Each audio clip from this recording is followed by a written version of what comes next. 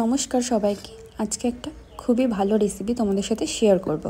আর শীতকাল চলে যাওয়ার আগে এই রেসিপিটা সবাই একবার করে দেখো, এক মুঠো ভাত বেশিই খাবে। তো দেখো, প্রথমে কড়াইতে সর্ষের তেল দিয়ে নিলাম। এবার সর্ষের তেলটাকে একটু গরম করে নেবো। এর মধ্যে দিয়ে দেবো বড়ি। এটা হচ্ছে মটর ডালের বড়ি। তোমরা যে কোনো বড়ি ইউজ করতে পারো। আর বড়ি খেতে তো সবার ভালোই লাগে, আমার তো খুবই ভালো লাগে। একটু শাকের মধ্যে বড়ি দেওয়া, কি এই যে একটুখানি এই সব রেসিপিতে শিমে বা মূলোর সাথে খুব ভালো লাগে। তো দেখো, ভাজা হয়ে গেছে, তুলেও নিয়েছি। এবার ওই সেম তেলের মধ্যে দিয়ে দেবো হচ্ছে শিমটা দেওয়ার পরে এটার মধ্যে অ্যাড করব হচ্ছে হলুদ আর অল্প একটু নুন দিয়ে যাতে ভালো করে ভাজতে হবে ওই 4 থেকে 5 মিনিট অবধি। কালার চেঞ্জ হলে তো তোমরা বুঝতেই পারবে যে ভাজা হয়ে গেছে। দেখো, ভাজা হচ্ছে। কাঠের উনুনে রান্নার একটা আলাদাই টেস্ট হয়, তাই না? মানে আমার তো সেটা মনে হয়। তোমাদের কি মতামত সেটা আমাকে জানিও, আমার খুব ভালো লাগে। তো দেখো, এই দেখো ভাজা হয়েই গেছে। এবার আমরা তুলে নেব এটাকে। আর এখানে একটা মশলা বানিয়ে নিচ্ছি। সাদা সর্ষে, কালো সর্ষে, পোস্ত, গোটা জিরে আর অল্প একটু নুন দেব। এবার এই শুকনোটাকেই ভালোভাবে আমরা মিক্সিতে ঘুরিয়ে নেব।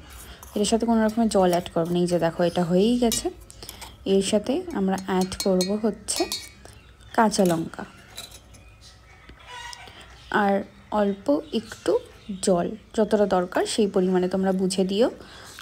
ব্যাস, এটা মিক্সিতে ঘোরা দিয়ে আমার মশলা রেডি। তো এরপরে সেম ওই তেলের মধ্যে দিয়ে দেবো কালো জিরে, কাঁচা লঙ্কা, টমেটো দেওয়ার পর একটু হলুদ দিয়ে দেবো।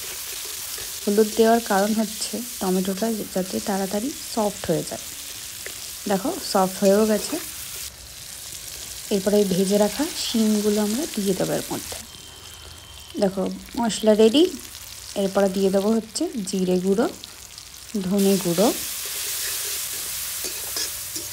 আর এই তেলের মধ্যে কিন্তু নুন আছে, তো সেই ভেবে চিন্তে নুন দিতে হবে। আর এই মশলার মধ্যেও নুন আছে। এই যে দেখো, মশলাটা দিয়ে দিলাম।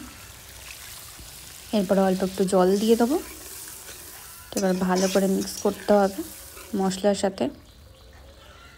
দেখো, এটা ফুটছে।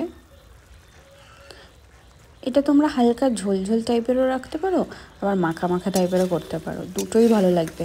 আর গরম ভাতের সাথে যদি এটা থাকে আর কিচ্ছু যায় না। তো দেখো, বড়ি এবার দিয়ে দিলাম। বড়িগুলোকে একটু ভেঙে ভেঙে দেবে যাতে একদম পুরো মিক্স হয়ে যায় ভালোভাবে। তো দেখো,